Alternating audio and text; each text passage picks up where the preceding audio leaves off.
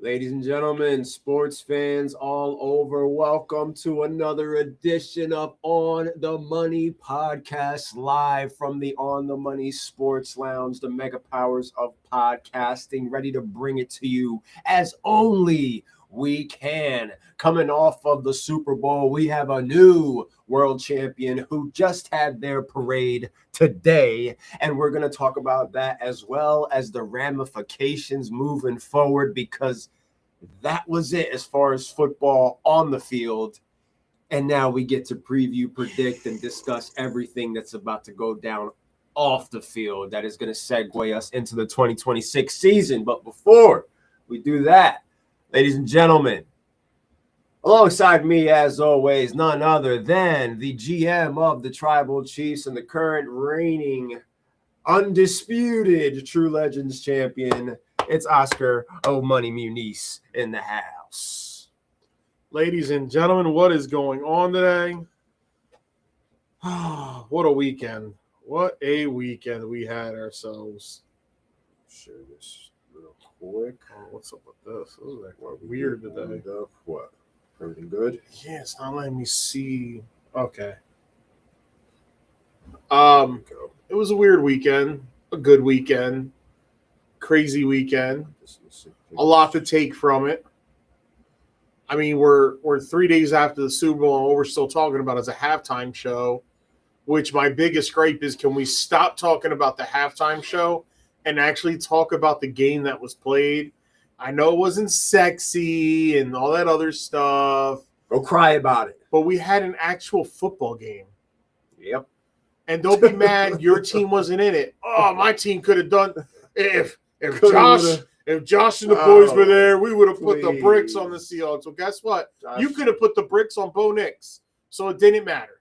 I think the Broncos would have lost as well. The Broncos would have lost as well. The Bills would have lost.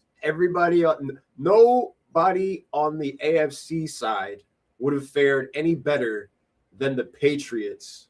What up, Serge? The only people not talking about how good of a no one talking about a football game is because your team wasn't in it. Plain and simple.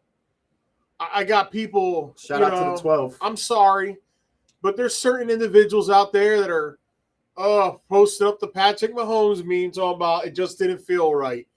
Boo-hoo, cry me a river, get over it. This isn't the Patrick Mahomes Football League. This isn't the Josh Allen Football League. This is the National Football League. Your team was not good enough to make it even into the playoffs.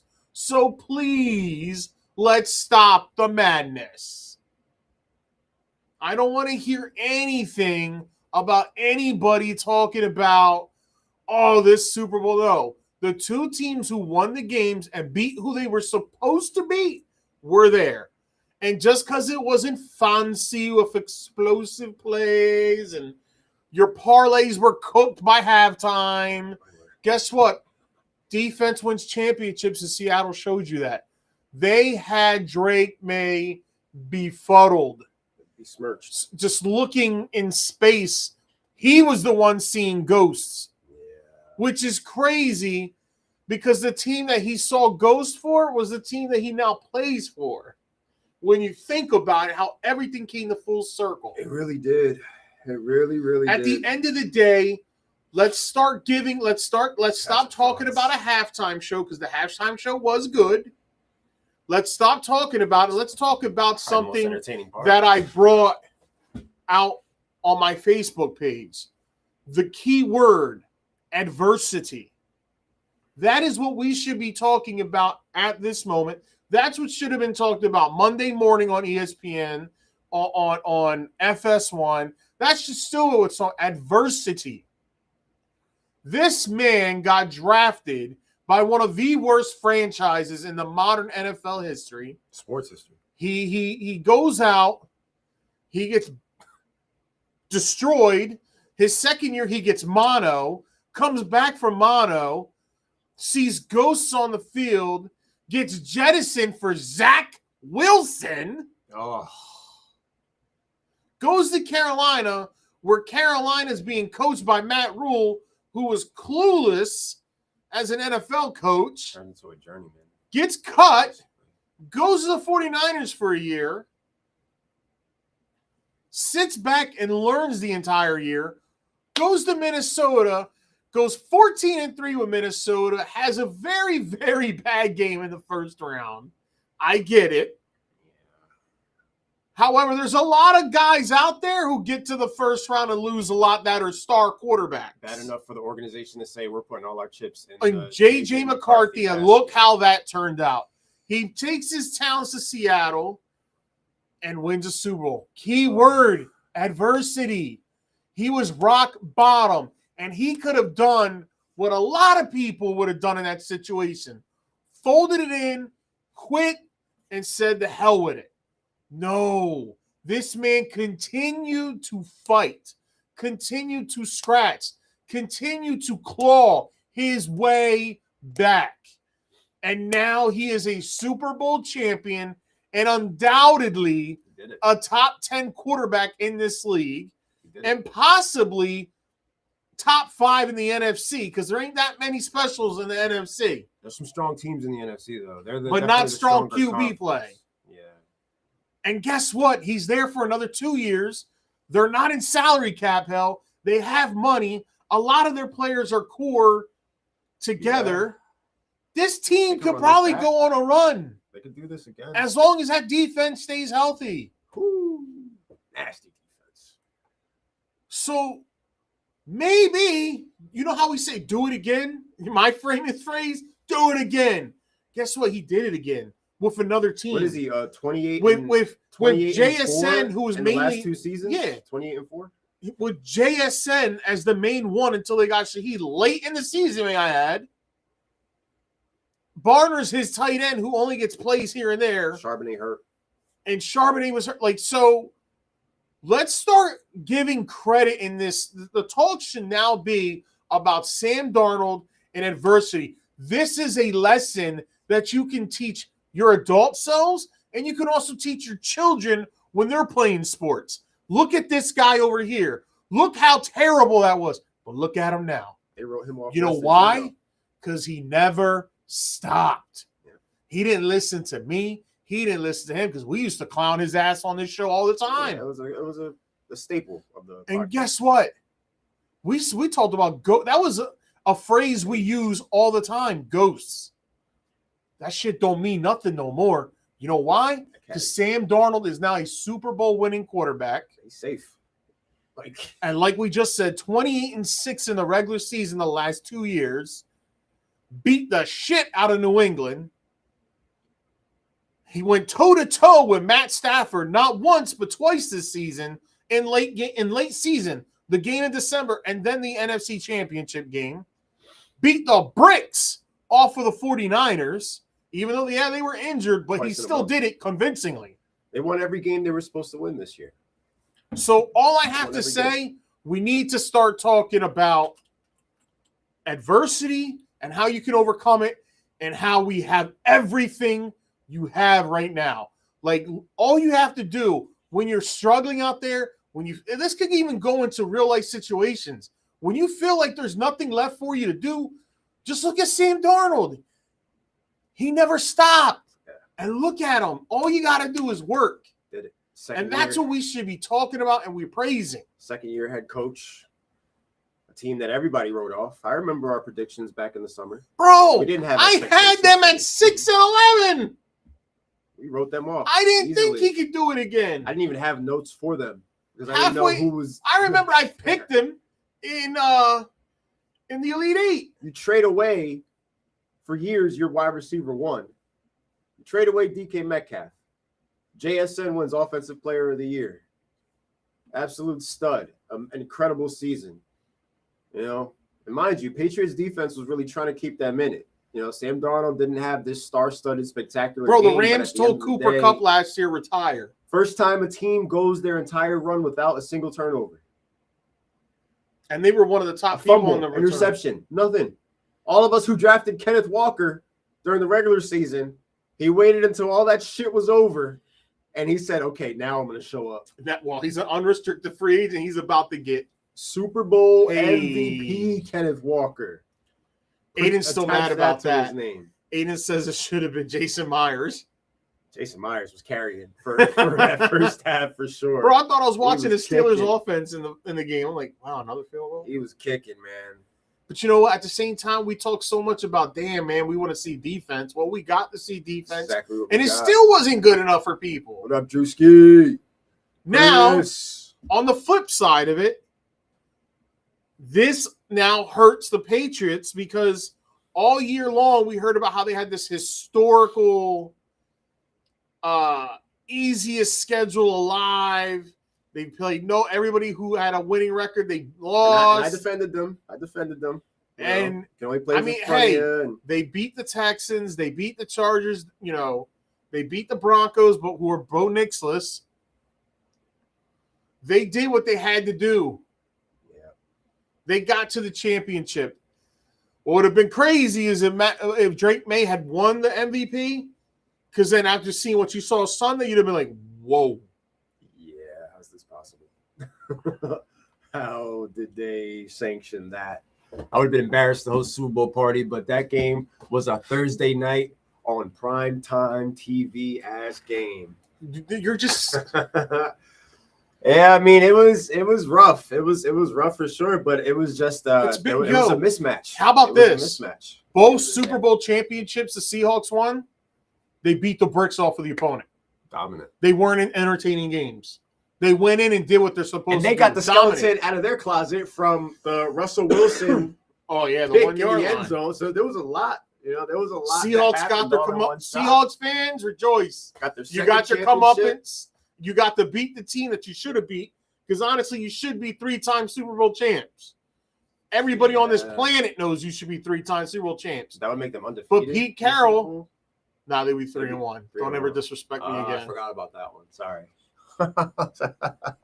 Had they if Pete Carroll didn't get cute with his play calling and just handed the ball, listen, I have said on this podcast many a time, that Super Bowl happened 3 years before the podcast, and I said, and I'll always say it, I'd rather lose a Super Bowl matchup at the 1 yard line doing what I do best, running the football, than losing it doing something I'm not that I'm very good at, but not what I'm built for. There's no need for it. There was none. They were built. All that traffic. What was it? Second down, right? All that traffic. You had second down, third down, fourth down. That's one of the best defenses in the league. You're telling me on one of those downs, Marshawn Lynch wasn't getting into the end zone? Yeah, he was getting beast mode. He was trying to make Russell Wilson the hero. That's what that came down to. And it cost them the Legion of Boom at the time. Right, exactly. That would have been they would have been the first back-to-back winner since the Patriots at that point of the early 2000s. And you gave Brady that championship, and then what? The next year Brady won again with the 28-3. Yep. Lit a fire under them. Lit a fire under them boys. And they did it. They got the job done. They were consistent throughout the year. And like I said, even prior to the Super Bowl, during the regular season, the Seattle Seahawks went out there in probably the toughest division in football, and they beat everybody that they were supposed to beat. They took the 1 seed. They got the bye. They maximized on the opportunity after getting the bye. Yes, they did. And they flexed, incredible flex on the New England Patriots, who they overpowered, overmatched, and completely dominated, for large portions. And the Patriots are well put together. They still have a rookie quarterback who I still think the world of. Sophomore. It just happens, man. Like the moment was too big for him. It was a lot to overcome. You had you pretty much had a really young team. Yeah. Like your veteran was Stephon Diggs and Mac Hollins on offense. Stephon Diggs and Cardi B broke up. Yeah, before the game. Patriots were just... He had his side piece in the front row and Cardi in the box. With his family. That was dastardly, my friend. Stephon Diggs has way too much going on. Dastardly D. Remember the Hanna-Barbera character that had the dog Muttley? I think that... With the little pointy the mustache. This Patriots loss is going to sting them for a bit, and it's going to motivate them to go into the offseason and figure out, okay, how are we going to be able to get better? Because like I said earlier, let me tell you something. You might think your team might have fared better, but I think this game says a whole lot about our conference as a whole. The AFC needs to grow up. The AFC's still wide open. It stinks. Doesn't matter who. It's not good. Anybody can win it. Honestly. It's up. Any one of those 16 teams can win it if they get on hot at the right moment. Yeah. The Patriots should be back in the mix. Hopefully this doesn't go to... But they all have to be better at something. Hopefully Drake May doesn't take this loss and take it with him. Nah. I mean, because he's too young to do that. Then, it's just like as a Phillies fan, like I told people, everybody was shitting at Kirkland. What Kirkland did was buffoonish and stupid in the playoff game against the Dodgers. Average football conference. They are from now on. They are the average football conference until somebody steps up, because Sam Darnold has one more championship than a lot of the stars from that side. Josh Allen, he got a ring Burrow, before Lamar Jackson. Let's think. He got a ring, and he was drafted in the same class as Burrow. I mean, not Burrow. I'm sorry. Allen, Jackson, Baker. We don't talk about Josh Rosen anymore because... Where is he? I don't know. Probably selling insurance. Is he around? So, out of all those guys, he's the first to get it done. I liked Rosen. I thought Rosen was going to be good. I fed into the hype with that. The talking heads got me with him. I was like, yeah, that's a hell of an athlete right there. Now, it's going to be interesting to see how the Seahawks offense operates next season with Clint Kubiak now taking over the head coaching position of the Raiders. Yeah. We're going to see how much of an influence, because look what happened to Jared Goff when he lost Ben Johnson. I tried to say that's not going to matter, and it 100% mattered. Destroyed them. So you got to look at that as an instance. Could that hurt the Seahawks? The Seahawks defense is going to be fine because Mike McDonald is a defensive head coach. He's going to make sure his defense is ready to play. They're always going to be good. It's about the offense coming in and making sure they're not trying to change. So if I'm them, they're probably going to hire from within, try to keep the playbook the same. So Kubiak going to the Raiders could hinder them next season. Repeating is hard in the NFL, and I'm never going to come out here and say they can't repeat, but I'm not going to pick them to repeat because it's very hard to do in the NFL. Their division is not going to get any easier. Matt Stafford's going to come back for another year. It's probably going to be his last year. You now have the target on your back. That team is still freaking loaded. You have the target on your back that you didn't have before because nobody had a target on the Seahawks. Guess what? Every game, all 17 games, every time you play an opponent, all 17 weeks, they're giving you their best shot of the year. Love the way the Seahawks built that team, drop DK, and use that money to be able to spend all over with a beautiful quarterback deal. 3 years, $100 million. They can keep this core together. They can actually legitimately go on a run. This isn't a story of a team. If Darnold had played bad this year, they could have got out of the deal this year, but now they don't have to get out of the deal. He had a couple rough Sundays, but who doesn't? So you look at that instance, it's like you said, you got Matt Stafford, who's still going to have a loaded squad next year offensively as long as they stay healthy. Yep. The 49ers are still going to be good. It's going to be interesting. Like, they got to add key pieces to the wide receiver room. That's for sure. George Kittle's going to be 34 years old next season, or 35. Is that Achilles going to be healed in time? I don't think he's starting the year due to that injury. He may not see him until October, maybe November. Their line was getting beat up. Like they regressed a little bit, especially in the run game protection. Only Will Campbell had a worse game than Drake. And that's another guy you got to worry about because poor Will Campbell mentally, such a great season that will linger. And boom, you have your egg of the year is in the biggest stage of the year, and kudos to him because you find out later on he played with a tear in his knee, so he still went out there knowing that, hey, there's no given that you're ever going to get to a championship. Yeah. So guess what? Mikey's going to like this one. Darnold, Allen. Yeah, man. I mean, it's going to be interesting because now, and let's look at it from a whole perspective of the conference NFC. We know there's 3 out of the 4 teams in the West that are going to be competing for this spot again next year. Again, yeah. It's going to be a dogfight. 3 of the 4, maybe 4 of the 4. Well, depending on what J.J. McCarthy, if he grows up or if he stays the same, because they finished 9-8, which is, we shit on them so bad, but they finished 9-8. Yeah. Every team finished with a winning record in the NFC North. So you got 3 out of those 4 teams that can do something. You go to the South, you got 1 team who could do maybe 2, because Carolina's showing a little something. We'll go for 1 for now. But Tampa's going to be the for sure thing I look at, because offensively, and they were another team that just decimated with injuries. Yeah. Hopefully we get a better version of that. Yeah, and then in the East, it's just a 2-team race. Sorry, Giants fans. It's between Dallas and Philly. Like, speaking of the Giants, I'm not looking at Washington, and I don't know what I'm getting with the Giants yet, because as great as the Harbaugh move was, which we all said was a great move and needed to be made, it must happen. Or is it must be done? This needs to happen. It needed to happen. This needs to happen. Harbaugh needed to happen. However, his offensive coach picking, these last 2 people are meh. Head scratchers. The OC and Matt Nagy, and the passing game coordinator / quarterback coach, Bill Callahan. Brian Callahan. Yeah, that Bill's his dad. Don't disrespect his father like that. His dad's a Hall of Fame offensive His father coach. has actually, got some stains. So those are 2 head scratchers so far. I will say that. I think one covers the other. I think it's one of those situations where, should they fire Matt Nagy, which they probably will in a year and a half, there's Callahan ready to take the reins as far as being your offensive coordinator, a position that he belongs in. He doesn't belong being anybody's head coach. Callahan got all this hype because of Joe Burrow, but Joe Burrow was going to make any coach that was a coordinator or quarterback coach look good.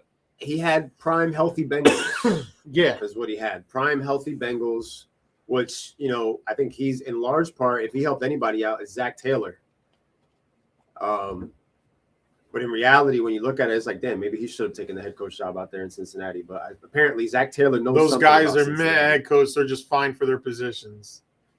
Yeah. We'll see, because it's all about Jackson. That's what I said this morning. It's all about Jackson Dart. Mike, it's all about Jackson Dart. If Dart comes out first month of the year and looks befuddled, who are we blaming?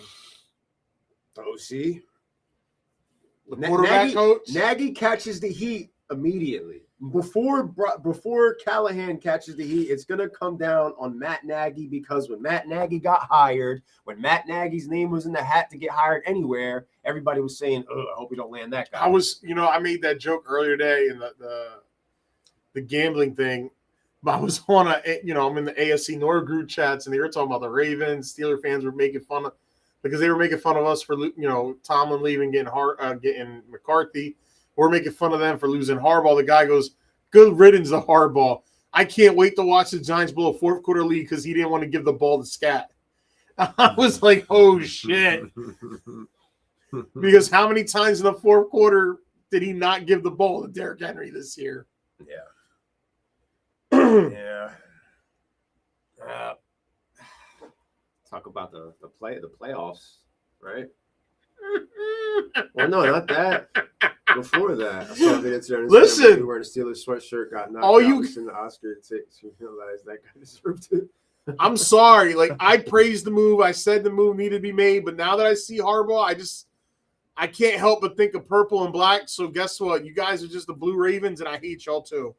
Oh, that's what it is. I was trying to understand. I was like, what's this guy's deal? What is his problem this morning? I was happy you got a real coach, but guess what? Now when I see him, all I see is purple and black. So you're the Blue Ravens now. The hell with y'all. Now you got to worry about Jesse Minter. Jesse Minter, Todd Monken, and Zach Taylor. What a terrible division. Mike McCarthy's the best head coach in that division. Yeah. And that's not saying much. No. That's not saying much. The body of work. The body, it's irrefutable. You can't really argue. It's going to be Dart's third system in less than 2 years, and the first thing y'all want to do is point fingers. Harbaugh might listen. I need Dart to good. Harbaugh might get blamed, but he ain't going nowhere. It'll be Nagy. Harbaugh going nowhere. Nagy will get fired. So even if Harbaugh gets the blame, Catco was running a Dayball system too. You can't tell me they completely changed the playbook, bro. You can't do that. It's impossible. I'm not pointing the finger at anybody. I'm telling you who they're going to point the finger at if this shit don't look good. It's the game is played on the field. Everything is what it is on paper, but at the end of the day, we know none of us were that excited about Matt Nagy. Giants fans weren't excited about Matt Nagy. Dude, you were dreading that. I felt like it was the move we were going to make. And I said it this morning in our chat, like watching what we did, hiring Salah, hiring Dayball, and then seeing what everybody else did, I said to myself, like, wow, you know how many bullets we dodged? The plays were completely different. Were they? Were they? Were y'all blitzing more? Were you playing harder? Were you losing more competitively? Because some of y'all were yelling at me about that, and you know who you are. You know? I just hope the kid can avoid the tent this year. I know, rah-rah, he likes to play tough. I have a significant interest in the well-being of Jackson Dart. Of course you do. I traded a first pick and Baker Mayfield in DOA for him. He does you no good in the tent. And I got him. I picked him up in the third round of last year's draft when Mr. The brethren of Mr. DeSuze right there decided to take Shador Sanders before him. Don't some of y'all you don't understand. You knew I wasn't talking about you. You were here that day. You started yelling at the same person that was yelling at me after, and then that's when I stopped yelling because I was like, oh, I guess they started a new conversation. I can't wait for draft day, bro. So I guess that's the end of the conversation we were having. At the end of the day, I wanted to go to the draft in Pittsburgh this year, but the hotel rooms and everything is just outrageous. Oh yeah, the same room that I paid for 2 nights and for 3 days and 2 nights is about $400 or $500 is freaking $3,500. So yeah, I'll be watching the draft in public with y'all, probably like what we did last year. Got our little tradition going. You know, if we're not in the lounge, we're at B-Dubs, hanging out, watching everything go. And just so I can see the New York Giants have traded back, so I can see Mikey get mad and Alexi going, yeah, and it'll be something and new. see them two arguing. Something new for them to go back. That'll make my day. And speaking of Alexi, he made my day today. He must have found out one of the new guys that got hired that works in UPS is a Cowboys fan. Oh. He said the Cowboys championship is so old the 96 blizzard happened before it. Oh, Dallas. There's always time for Dallas on this podcast. He goes, that's how far back your championship goes, so don't come at me, dog. The island of irrelevancy. Yeah, Alex had me, and then Javi's like this going, oh, God, don't start him, because I hear him getting louder and louder. And I'm like, yo, I'm here. He's by where the fridge is. He's like, don't come at me, dog. 2011 is the last time we were there. We won a championship. When's the last time? The blizzard happened. The blizzard of 96 is crazy to bring up. That's something I didn't even think dude of. Looked at him like, oh. And Javi looks at me and just goes like this. Just his blood trickling off the side of his mouth. Bro, I couldn't stop. Internal that body shit, shot right I there. popped. Nah, I would have popped for that. That's funny. I just did pop. That's funny as hell, dude. I you don't think there's a scenario where the Giants win more games than the Cowboys this year? I don't think that's far-fetched at all. I don't think it's far-fetched. I don't think it's far-fetched one bit. The Cowboys are going backwards, bro. I feel like the Cowboys did make some good moves in season with, with Wilson and Williams. I think Quinn Williams is a really good player. Now they're gonna tag, and they still got an extra first pick. And they still got an extra. They still got extra ones. They might use that. Maybe they get funky like a monkey and make the trade for Max Crosby, who wants out of Vegas. Does Javonte Williams give them a repeat of last season, or do we see a more pass-centric offense because the run game is simply not effective like 2 years ago? Nah, the run game's good with Williams. I just want Williams more involved in the pass game too. I don't think he was involved enough in the pass game. Who is their OC? The head coach, I think he's calling his plays. Brian Schottenheimer, I think he's calling the plays. Remember, Brian Schottenheimer so he gonna get his ass fired. Mike McCarthy's staff. He's gonna get his ass fired. Then. That's what people realize. That was Mike McCarthy's OC while he was, in Dallas. And Dallas was putting up numbers with McCarthy. They just couldn't win playoff games. Well, they did win a couple but they didn't win after the first one. I think there's a world where the Giants end up having a more successful year than there's a world where the Cowboys end up dead last in the NFC East, but we'll save that conversation for another. I don't think another Washington's any good. And I'm starting to get RG3. The wheels I'm starting to get fell off RG3 vibes and off. If that boy can't stay healthy, go like this year, then that the RG4 conversation needs to happen. Because that's crazy work calling him RG4. The other foot dropping, as they say. Like, you got to see, like, okay, what are you? Are you year one? Are you year two? And he doesn't have King. He's gonna have he has to learn a new offense too with Kingsbury not being there. Kingsbury's out the window, and he's now with San Francisco. Oh, he's the OC over there. I don't know if he's the OC there, but I think he's a part of there. He didn't go back to Arizona. Eagles coming last in 2026. All right, Mike. There we go. We know where that stems from. Well, although there's trouble in paradise. There is, bro, because we discuss the offensive line coach that's been there since 2013? Talked about it. Okay, There. Listen, let's not rule it out. Bro. Nobody wants to coach with Nick Sirianni. Nobody wants to be there. You have the most respected head coach by far in that division, the best head coach in that division, and I don't feel like it's close. At least your fan base is happy about the head coach that you have consistently, whereas some of the other fan Philly's sick of Sirianni. That's crazy. Yeah. I think Sirianni could be on the hot seat this year. Well, they hype him up when he wins. If this team misses the playoffs or goes one and done 2 years in a row, I don't think they end up in last. Even if they miss the playoffs, I think this division can potentially be a bad division, which kind of benefits a team like the Giants to be able to, if you can get yourself 10 wins, who knows? You can be a division champion. It's going to benefit somebody if the Eagles fall. If the Eagles end up giving you an 8-9 season. Has there ever been a back-to-back-to-back NFC East champion? It's been a while. We just saw back-to-back this year, which is the first time in a couple decades. But I don't think trouble in paradise. You guys still going to sit on that hill with Philly? Come on, guys. Nobody wants a job there. Mikey, you have been bashing them. You bashed them last. Come on, Mike. We're agreeing with you right now, bro. Like, I'm on your side with this.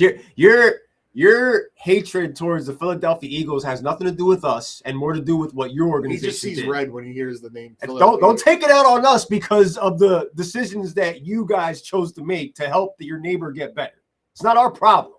We're calling it like we see it. I don't know if I'm going to be able to sleep if Saquon joins the Eagles. I'm telling you right now, there's a world where the Eagles could potentially miss the playoffs. I don't know if they end up in last place. I think that they can at least 8 and 9. You're not making the playoffs with that record. I can't wait to see Sean Mannion's offense struggle. And I know that sounds rude because you know what? The quarterback coach. I want to hear what the excuse is going to be if I'm telling you to slow down because of your biased. You got your bifocal hater glasses on anytime Philly is mentioned. I take anything you say about the Eagles with a grain of salt because there's not enough meat on the bone with it. It's all from your hatred as far as the amount of sleep you lose at night. You agreeing or do I need to slow down? I agree partially. I just don't like your tone. That's what I'm saying. All right? I don't like your tone. And I don't agree that they end up in last place because I think that the Philadelphia Eagles could potentially end up winning more games than the Cowboys. I think the Giants can win more games than the Cowboys. And then when it comes down to the Cowboys and the Commanders, I don't know because I see the Commanders in last place as we sit here a couple days removed from the 2025 season. And no, we're not talking about drafts or free agent signings, but as of this moment, I don't know, man. And but like I was saying about the whole Sean Mannion offense, I want to see this Eagles offense struggle so I can see who they're going to blame now. Because you know what I'm going to tell every Eagles fan? What's the common denominator? And they're going to look at me like, huh? I'm like, a matter of fact, I'll give you two choices. Because if this offense struggles too. Settle down, Mikey. Now I need to tell you to slow down, okay? Pause. Just take a breather, buddy. Just breathe, big man. It's all right. It's going to be okay. And you're right. Nobody wants to coach with them. The fact that McDaniels took the OC job in L.A. over Philly was one of the first major signs when the Philly faithful thought. Yeah. Thank you. Thank you. The Philly faithful thought they were getting McDaniels. The Philly faithful thought they were getting Brian Daboll. They didn't get him either. They didn't get any of those names. Daboll chose the Tennessee Titans over Philadelphia, the organization that nobody wanted to, we're going to talk about wanting to work for an organization. He chose to go to our company over Philadelphia. Well, hey, I mean, they did a few things right this offseason, so we'll see. We brought in 2 head coaches. But, I can't wait to see the Eagles offense struggle next year so they can say fire the coordinator instead of actually coming out and calling out the quarterback. Well, now we've got offensive linemen potentially talking about retiring. Landon Dickerson. Not just him, Lane Johnson. Lane Johnson, you got two-thirds 2 out of the 5 linemen, starting linemen, and we're talking good players, talking about not coming back. Yep. That is going to throw a wrench in things. There's only so many different variables that you can take out of the picture. When you got to convince coaches and players to stay, there's definitely some shit going on. Well, when your offensive line coach from 2013 decides that he's hanging it up, thank goodness Vic Fangio's staying. Because that was almost the thing. Yeah, he wanted to leave. He was about to be out. The common denominator for coaches is Sirianni, and for players is Jalen Hurts. And then I'm hearing on Philadelphia radio talking about we need to give him an extension. What? Who? They're talking about giving Hurts a new extension. Well, what choice do they have? I'm not surprised at that. What are you going to do? Let him walk? Speaking of which, let's go on over the cap and let's see the situation. Mikey just you can see right here. Okay. Nobody wants to coach there. Their linemen are retiring. Barkley will most likely get hurt this year because he's due for an injury. We know that. Brown wants out, and I doubt Smith will sign a second contract with them. Meanwhile, Hurts gets paid almost $60 million and will hold them back forever. And at the end of the day, what this does more than anything is put Sirianni under the microscope, because this season you'll be able to really sit there watching these guys on Sunday, and you're going to say to yourself, whether you want to say it or not, what does this guy actually bring to the table? His cap isn't even. Can he do? I don't understand why they're trying to get him to sign a contract extension when his cap number, he can't call plays, is only $31 million. That's a pretty decent cap number. He's not allowed at defensive meetings. The current wide receiver one, who may end up getting traded, does not like him. He needs an intermediate to be able to communicate with players. The players themselves respond better to. Bro, who's head of security sits on sideline all day? I know how he's definitely with the headset. I know how he's definitely thinking about it right now, thinking long and hard. Him and Laurie, they're sitting there just like, where do we go? Like this could be a lost season for this team.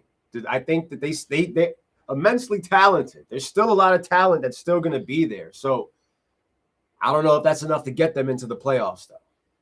For all the hooting and hollering that we're doing right now, with all the changes coming to Philly, a year older of Saquon Barkley, it ain't. You're not just going to get back-to-back 2,000-yard seasons out of a guy. That just doesn't grow on trees. You know what I mean? It's very difficult, especially now with an offensive line at this point that's a lot less healthy than it was, a couple years removed from the championship run where they were considered a top 5 offensive line. Yo, you know what? I forgot. See, it happened the day after the podcast. They were talking on WIP radio, and it was crazy amount of people. Who would you take with the team? Would you rather have Hurts right now, or would you rather have Donovan McNabb on the team? And people were picking Hurts left and right. And Spike Eskin goes, like, you guys are crazy. He goes, I'm not talking about, like, you're telling me that McNabb wouldn't put up way better numbers with A.J. Brown, Devontae Smith, Dallas Goedert, and Barkley? You didn't have to tailor an offense around Donovan McNabb the way that you do to protect. And that's what one of the things Jalen was. Hurts. Somebody accused Ike Reese of being biased. Hurts. They were, oh, you played one, so you're being biased. He goes, no, he was a better player. The problem with Philly fans is they know what the problems are. They just don't want to hear other fan bases tell them what the problems are. Because the minute you say something that they said on a Sunday watching their team, they're like, whoa, pump the brakes. We're still, whatever the case is, it don't matter. You got to be able to accept the truth no matter where it's coming from. We all watch football on Sundays. There's no information that you could hide from the rest of the fan bases that we don't know about your team, because a lot of the things that we were presenting on this podcast to you guys, you tried to downplay it as misinformation. Oh, I don't follow that sports page. They're full of BS. Don't believe the hype as far as AJ Brown. And Jalen Everything's fine. AJ Brown reading a book on the sidelines looks a lot more weird now, don't it? Now it's not okay now, huh? You gonna go get the Inner Excellence book now? You gonna read it? Mikey's happy now. You know? No, but it's the reality of the situation. We've been talking about it all year, and people were making it out like we were haters on the subject, like we didn't know what we were talking about, like we don't know ball. Now look at you. Brock Purdy was trying to give the game away, and you couldn't do nothing with it at home. Everybody blamed Petula. Did Petula throw in the triple coverage to end the game? Well, now you can't. Petula's gone. Petula's now the passing game coordinator for the Miami Dolphins. You got to find somebody else to blame, which, again, front and center, Nick Sirianni, what do you bring to the table? What are you good at? What if Tua has a good year and Petula's his passing game coordinator? Oh. What would that say about Jalen Hurts? Oh. Right? You got guys coming late to meetings. You kidding me? That guy? What if? Scrambled eggs? What if he had a good year? I mean, it can't be any worse than the year he just had. That's what I'm saying. What if I know one thing. I know Tua's had a 4,000-yard season. He's had a 30-plus passing touchdown season. Jalen Hurts hasn't had that. Oh. He's got a ring, and that's what they're going to hold on to. So does Sam Darnold now. How many more years before the fan base turns on Hurts completely? What's the over-under? Another year. I give it one more year, bro. If they're one and done and he plays badly with a new OC, what is your excuse then? What is the excuse then? Why can't this guy read defense? He's Ben Simmons. He's Ben Simmons with a championship hardware. Why can't you read the zone? Bro, not to talk shit. There's a reason why he got benched for Tua in college. You can't see that shell. But when I say that, I'm a hater. Yeah, if you're not an Eagles fan, it's like you can't criticize them. I watched Tua come in. It's crazy. I'm talking Tua pre-hip injury. Come in because Jalen Hurts was struggling in the national championship game. They were losing by like 2 scores. Tua came in and won the game. Yo, what up, Sherm? And then the other quarterback of that group, Mac Jones, they're looking to trade him? No, I heard they're going to keep him. They're going to keep him? So that means... Smart. Which is smart because that means you don't think Purdy can stay healthy. Well, I mean, that's another storyline. But you also know that you have a capable... Like, look, if it's good to have a good backup quarterback in this league nowadays, you saw how this shit, like, played out for everybody. You know what I mean? You've got your star, you've got your franchise, you got whatever, but it's good to have a guy that can actually run the offense, and Mac Jones can run that offense. Teams are going to inquire about him, though. You have to. You got to do your due diligence. You don't want to end up like the GM of the Vikings, getting canned because you are choosing to do the wrong things, man. Bro, he chose... They fired his ass before the Seahawks even won the Super Bowl. What do you think about the coaching staff now? I like it. There's a mix of veteran coaches and young up-and-coming coaches. I think the OC they hired, he's not going to be calling plays because McCarthy's going to call plays. But the Vikings made a push to keep him and try to even offer him a contract extension with more money and a higher title to stay with them. And he still declined and still came to Pittsburgh. So that tells me one good thing. And Pat Graham, as everybody keeps clowning them for hiring Pat Graham, but you know what? The defense he coached last year statistically was better than the Steelers' defense last year. So if he can do that with a bunch of people who are on inflated contracts, then I think he can do that with better talent. Life after Tomlin. And I want to see if TJ Watt can, let's see if TJ Watt's going to adapt. Can Pat Graham put him in better position than what Terrell Austin could do? Since we're on the subject of your beloved Pittsburgh Steelers, I got a question for you. I don't want to talk about Aaron Rodgers. Are you guys going to wait until the end of the spring, beginning of June, for this man to come out of his hobbit hole and make his little decision? Are you going to go through that again? Because last year you did it thinking to yourselves, this is the championship piece. We must do this. We must wait. We got to wait until he finalizes everything and he drinks his tea. They were never going to win a championship unless they had a wide receiver too. We all knew that. We knew they weren't. They got shellacked in round 1 of the playoffs. They needed another legit wide receiver too. You know, DK's catching so much heat, but dude, at the end of the day, like, who's on the other side of him? Calvin Austin. You like that? No. MVS? No. Adam Thielen? MVS has the rapport with A-Rod. Adam Thielen? You know? Thielen retired. He said, F this. I'm done now. Now I'm good. I'm done. So they need that's why I think they're going to – I would not be surprised if the Steelers trade up in this draft to try and grab one of these 3 wide receivers, Lemon, Tate, and the other guy. You don't think that they go into the offseason and target a free agent wide receiver? You think they do it? Or they could try to trade for Addison. I could see them trying to trade for Jordan Addison. Or they finally get their hands on Brandon Ayuk. Oh. Yeah. That's a very Steeler move. That's is. And it's not to say he's going to be bad. It's just – that's gross. What Brandon Ayuk did was he tore his ACL, rehabbed his ass off. The Niners come in July. Yeah, we're gonna kill your guarantees in your contract. Effectively, like saying, yeah, we're not doing that, which is kind of messed up. Like, you as an organization, why would you go before the year and tell them we're gonna cut your guarantees, and then not expect him to be like, I'm gonna try my MS to get back? At that moment, he looked at y'all like, bro, you want me to bust my ass to get back out on that field where I could get hurt again, but I have no guarantee money.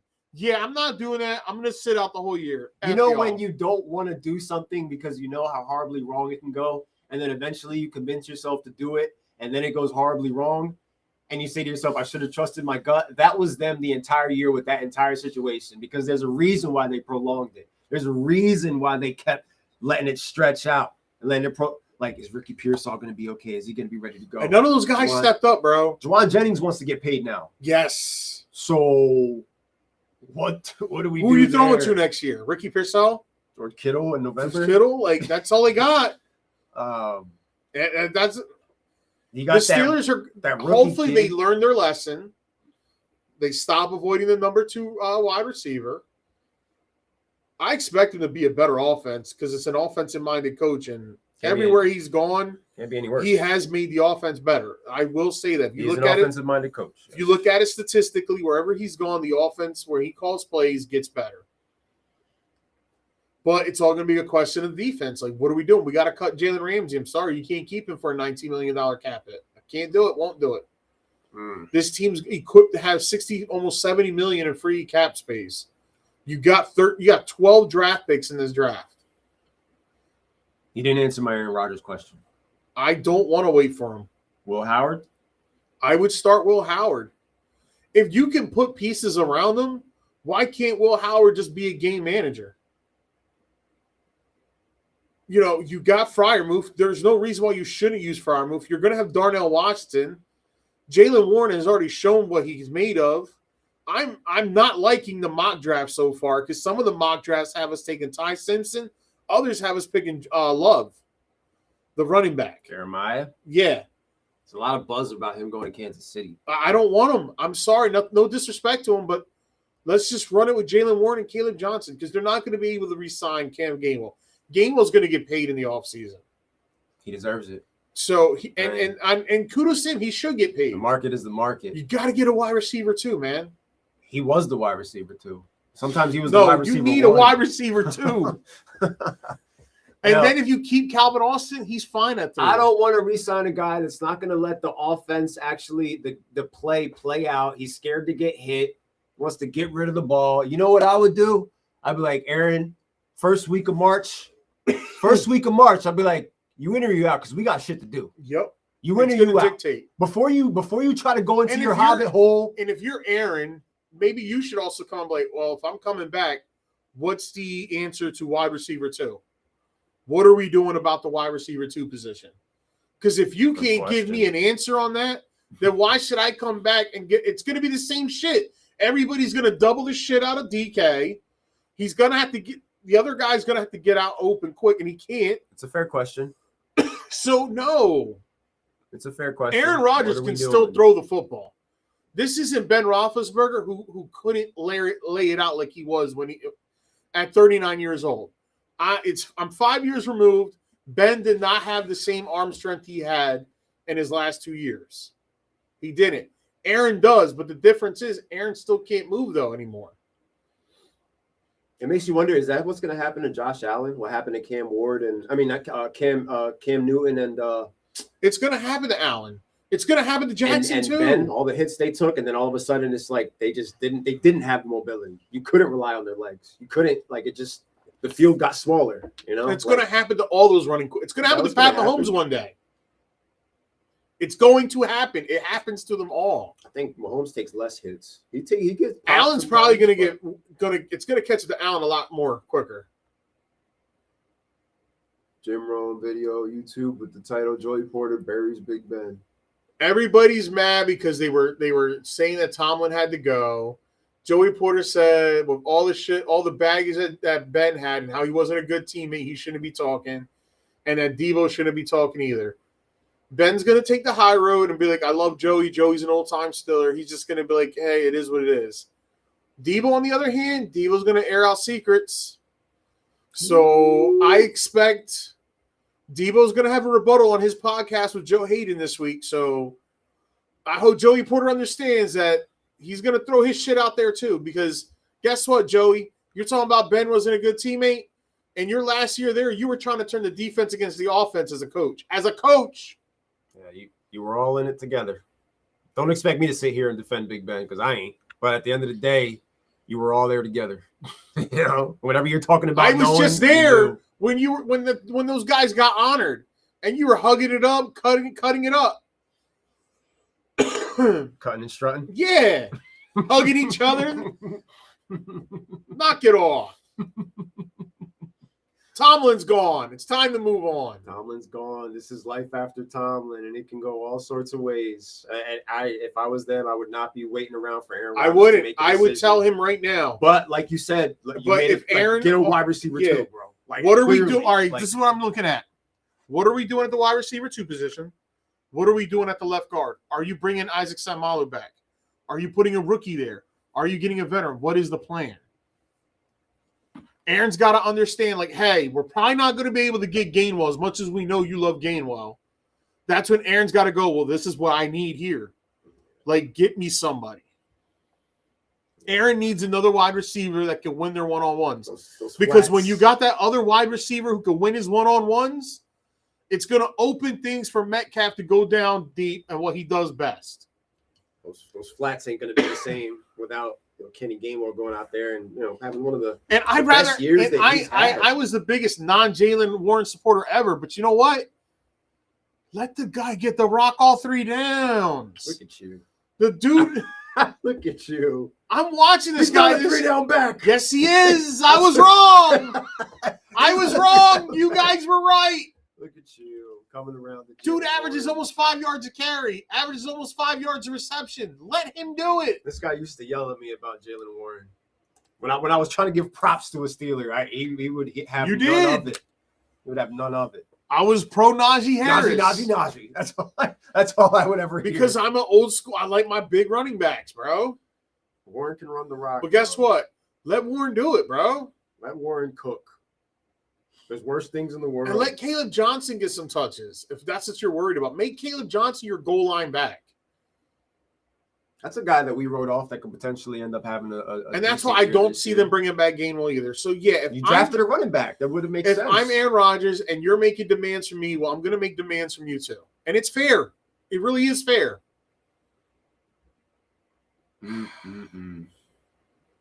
Because, honestly, you can win the North again. You really can. Anybody can. Zach Taylor's a goofball.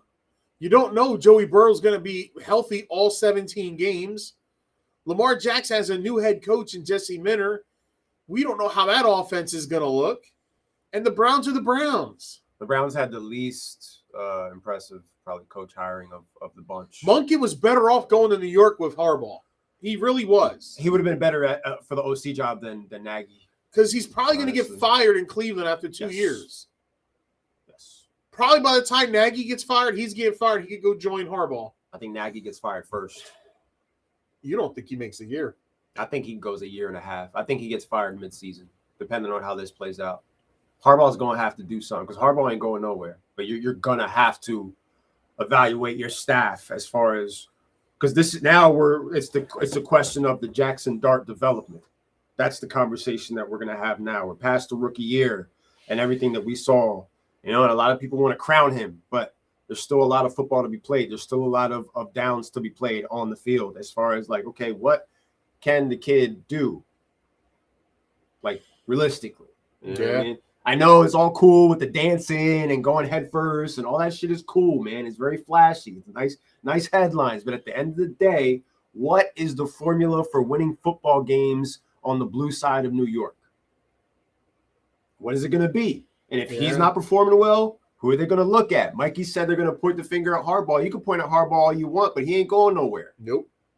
It's going to trickle down to the next man. Unlike the other coaches, Harbaugh will cut loose the weak link immediately. He's not going to have loyalty. He's not going to squander this opportunity. This is his second opportunity. Not at all. Like, this is a whole new lease on life that he has now. You saw the smile on his face at the presser. He loves being in New York. That's true, man. Bringing up about longevity of these other quarterbacks. He loves being in New York. That's interesting that you brought that up. What's it going to be? What do we get now? Year 2, sophomore season. Here we go. The longevity of quarterbacks, period. Like you're 2018 was 9 years ago. Those quarterbacks in that draft class, Josh Allen, Lamar Jackson, Baker, they're going to be hitting their 30s now. And a lot of them have taken hits. Well, look at the injuries with Mayfield and Jackson. Yeah, are they going to be able to continue? Like, you made a great point earlier, and I think we glossed over that way too fast. Baker, you saw how banged up Baker was not pretty to watch. Lamar Jackson, that nagging ankle injury, and we talked about it on here before. We talked about it after they got rid of Harbaugh. Like, how long before it becomes a situation where Lamar Jackson goes out there and says, I'm not happy here? If that were the case. This Minter guy, he's a defensive specialist. What are you doing as far as the offensive side of the ball with Derrick Henry now at 32, 33 years old? How much more years is he going to be toting the rock after 10 years of doing it better than, most running backs? Another year of him getting, 1,600 rushing yards? Lamar Jackson just turned 29.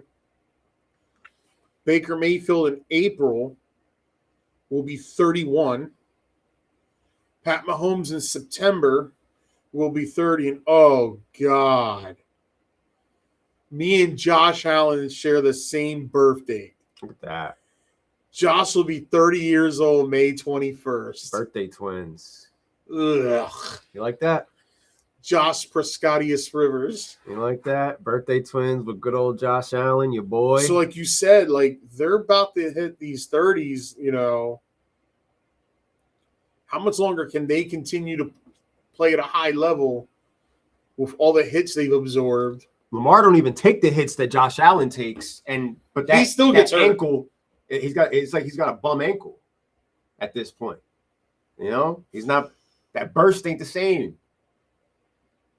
And to his credit, in the last couple of seasons, he has become a better thrower of the football, which has helped extend the lifeline of the Baltimore Ravens. But now, just like you guys, with life after Tomlin, it's life after John Harbaugh. Life after Harbaugh, a man who put all his chips in on the current quarterback of that franchise in Lamar Jackson. He went all in on Lamar.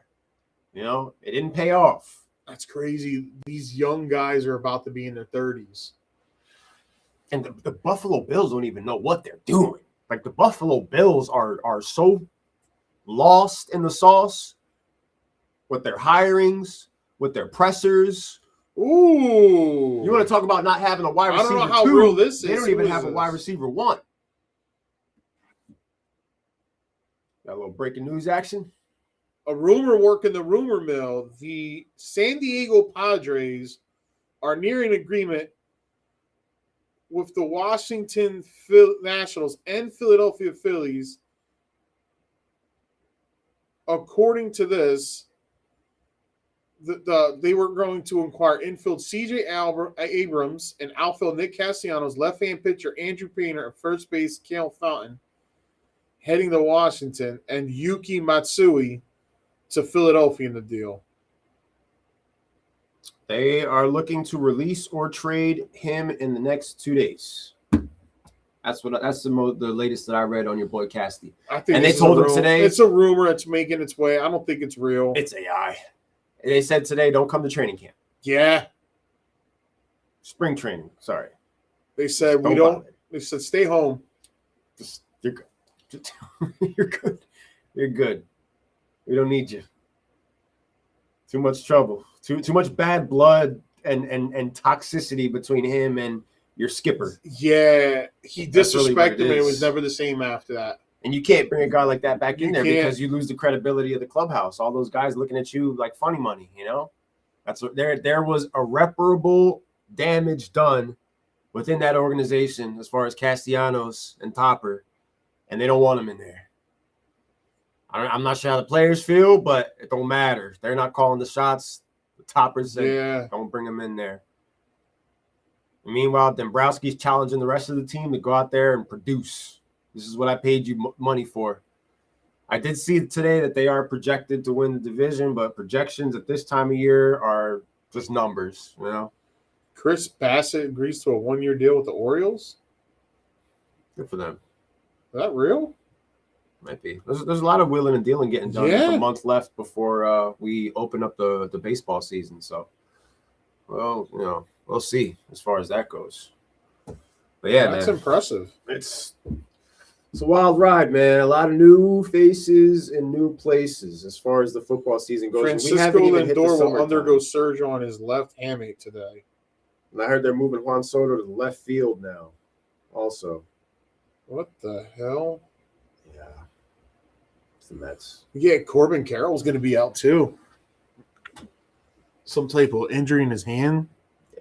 Yeah, I got to dust off the old laptop and then get situated for loading up season 3 and make sure that everybody's the hamate bone, which could cause Corbin Carroll, Francisco Lindor, and Jackson Holiday all to miss the opening day, is a small hook-shaped bone on the palm, just underneath the pinky, that is particularly susceptible to breaking. While the recovery typically takes 4 to 6 weeks, hitters who undergo the surgery to fix it often talk about their power takes months to return. It's not like a soft tissue injury. The return time on hammocks is fairly straightforward. The time to full, however, can be longer. So this is a lingering injury that could bother those 3 players all season long. Not good news if you're a Mets fan, a Diamondbacks fan. Yeah, I mean, these baseball injuries, they nag. Or an Orioles fan. These baseball injuries nag. And these guys will definitely miss time based on what's going on with them. Damn, Verlander's back with the Tigers. $13 million 1-year deal for Justin Verlander. And they got Framer Valdez. And they got Tariq Skubal. Yo. So Detroit. That man won his $32 million arbitration case. Pay me my I'm pretty money. sure Detroit is going to now trade him to the Dodgers. Pay me my money. One of my favorite strikeout prop plays every baseball season. Good old Tariq Skubal, 9+ Ks. The Browns have shown renders to their dome stadium that they're showing. Nice. They're going to have a dome stadium. A new place to lose. AFC North ball, and you're going to play it in the dome. It's coming, man. It's coming. Everybody, like you said, everybody wants the opportunity to host the Super Bowl. That's what it is. Everybody wants the opportunity at that revenue. The cities are going to be pushing for that because they know how much more revenue that means for them. All that traffic, that whole week of Super Bowl. Hell, 2 weeks of Super Bowl. Yep, it's confirmed. They told him not to show up. We're good. Don't need you. Don't want you here. Yeah. So much for the happy surprises he was talking about at the beginning of the year. I just wish I was a fly on the wall in the room that day to hear what he said to Topper. Near how all that shit just went south. And no, speaking of the Seahawks, now that they won, now they're for sale. Yeah, that's crazy. So what happens there? I don't know. I wonder who's good. Yo, the amount of money that they're going to probably sell for. I can't remember the last time a team won a Super Bowl and then immediately after winning the championship, it hasn't been a week. It's been a couple days. Like they're up for grabs. They were talking about the fact that no matter what happens, they're going to be up for sale. So this is just the plan. This is the move. The bum wants to go back to Cleveland for his last year. Of course he does. Why they made the hard move. That's why they did a couple. That's third stint in Cleveland, and they'll be dumb enough to do it because it's Cleveland. Do we expect any better? I can see it. I think it's going to be an ugly division. It's too many variables, too many question marks, too much to figure out. And you can pinpoint and look at every single team and say to yourself, okay, this is what could potentially hold them back with these guys until they get a wide receiver. Cincinnati, Joe Burrow, where's your head at? You know what I mean? You know he's dealt with his health issues. We're going on now 5 years since his appearance in the Super Bowl. A head coach that I don't take seriously in Zach Taylor. Cleveland Browns, I don't have the time on this podcast to sit here and talk about everything that's going to hold the Browns back. The Baltimore Ravens, who at this point in time could potentially be the favorites to win the AFC North, but similar to these guys, new head coach, a little bit less experienced than a McCarthy, though. And, a lot of shifting and changing. And one of the most reliable parts of your offense is going to be now going into his 11th season at 33 years old. How did they go about? Look, they just gave Mark Andrews they just inked a new deal for Mark Andrews. That was wild. So now you're about to have an Isaiah Likely potentially hit the free market. Adam Schefter expects Lane Johnson to be back. Okay. You have an Isaiah Likely who's going to hit the free market where it's like this team could potentially use an Isaiah Likely, like a shot in the arm, a little bit of a rejuvenation. Maybe the new regime wants Likely, but now the ink is dry on the Mark Andrews contract. As the Ravens can still win football games, but we saw what happened. You take Hamilton off of that defense, they're susceptible to everything on that side of the football. So DraftKings has ranked the Seahawks Super Bowl run as the 10th most difficult of any champion since 1985. They played a lot of contenders, man. And they won a lot of meaningful games. Can't take right now, the top 10 is this. The 2011 Giants at 1.42. The 2007 Giants at 2 at 1.28. The 2012 Ravens at 1.19. The number 4 is 1988's Niners at 1.17. 5 is the Pittsburgh Steelers of 2005, 1.16. I don't care about 6, 7, or 8. 9 is Seahawks. F those other teams. Oh, those are all the teams that beat the Steelers? Yeah, so who cares Packers, about that? Patriots. The 2024 Eagles had the 32nd hardest championship. They'll take it, though. Because, again, it's the old adage, it's who we play in front of us. The easiest was the Bears at 41.85. We don't make the schedule. Some of them were bashing the Patriots. But the Patriots don't make the schedule. No, they don't. What are you gonna do? I mean, all the Patriots haters, you got what you wanted. They got their ass beat. Now it's time to move on. That's it. Like, it's over. That chapter is ended. Now we move on to the coaching hires and the new regimes that are going to be implementing their scheme into these new systems and these organizations. And we gear towards the draft. The countdown to the draft has begun. We're in draft season. We're in draft season.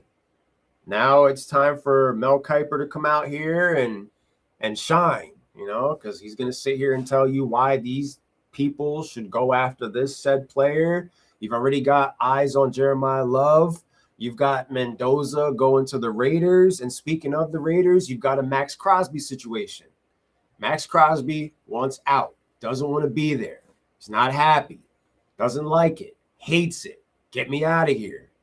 Who is going to be the one to offer the Raiders the ideal package that makes them say, yeah, we'll ship him out there?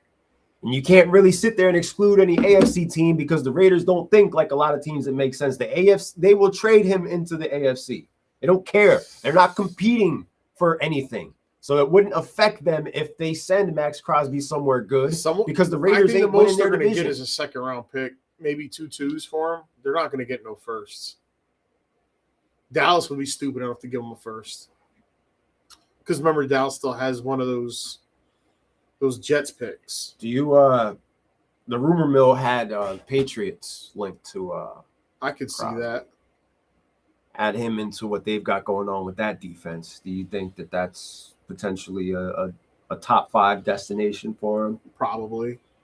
I could see Max Crosby in Dallas. I could see Patriots as a wild card because the Raiders Tuck rule. There's still some beef there. Yeah. There might be some reservations as far as certain teams. They don't like the Patriots. They don't really like you guys. I could see Miami. That's a good one. NFC, man. Like I said, Dallas, maybe Detroit. Use them maybe because they're going to have a higher one. They could probably give away in this draft. Yeah. Max Crosby sweepstakes is going to be a conversation to be had this offseason because I don't see him being on the Raiders. I think there's going to be player movement. I think there's going to be some trades made this offseason, more than what there was last year. A.J. Brown. A month from now is free agency. March 9th is legal tampering. So you only got, 3-4 weeks till you can start seeing actual player movement. You're going to start seeing trades. 1, 2, 3. Yeah, 3.5 weeks. 3.5 weeks to legal tampering. So you're going to start to see a lot of trades start to materialize and get leaked in the next week or so. Yeah, deals are definitely can't be legal till March 11th. Where is it at? Till March 11th. But yeah, you're going to see some of that happening soon. Yeah, there's no doubt about that. Yep, it's coming. And we'll be here for it. Through it all, thick and thin. Per usual. I don't know about you, but it might be an early night tonight. I think we kind of covered all our bases here. Yeah. No? Don't want to keep repeating in circles. Don't want to tune There's you guys nothing really off. else that this is next really... week. Everybody should be reported by then. Yeah. Start talking about some baseball. Yep. Give our little. We can talk about the flop and how he just keeps getting worse and worse with his flops. Yeah. Basketball season's heating up. You already got your deadline news last week. The All-Star game is going to be coming up. Yeah, All-Star break is coming up. So and that's when NBA starts to really get going. They start to rev up and, take things a little bit more seriously. Wemby had a crazy night yesterday. I love Wemby. Wemby had 25 points in 8 minutes. If I wasn't a Sixers fan, I would be a Spurs fan. I like what the Spurs are doing, honestly. I like Steven Castle. I like De'Aaron Fox. I like Wemby. I just Daryl Morey. Julian Champagne. Daryl Morey had the opportunity of trading with Ben Simmons and getting De'Aaron Fox in the deal, and he said no. Because he was dead set on James Harden. The wizard, right? What do they call him? The genius, the numbers genius. How's that looking for you? How's that working? Embiid not playing tonight. But hey, We'll have plenty of time for all of that. Thank you to everybody who tuned into the conversation tonight. Ending it a little bit shorter than we normally do, but at the end of the day, we covered all the bases here on the podcast tonight. We'll be back same time, same place next week to give you more information. The leaks are going to start to happen. We've got the Max Crosby conversation, the A.J. Brown conversation, Kayvon Thibodeau possibly getting traded. The Kayvon Thibodeau conversation. Where do the Patriots go from here after having their hearts broken? Decisions, tough decisions. There's going to be a lot of decisions made in the next couple of weeks that are going to be awesome. Yeah. We're going to dissect each and every one of them every week on this show. And it's dynasty season as well. So all these decisions dramatically impact where you go from the dynasty perspective for those of us who play year-long fantasy football. and what we want to do with players and player values that will increase and decrease, especially on draft night. And I'm not going to continue to trade away starters for draft picks, guys. Come on. Knock it off. GM, if you're watching, I don't know if you're in bed yet. You Talk want a to starter? I need a starter. Simple as that. Fair value. And with that, thank you once again to everybody who tuned in. We appreciate you guys, and I cannot wait for next week's episode of On the Money Podcast. We will be here live, bringing it to you how we always do, the only way that we can do here, the mega powers of podcasting from the On the Money Sports Lab.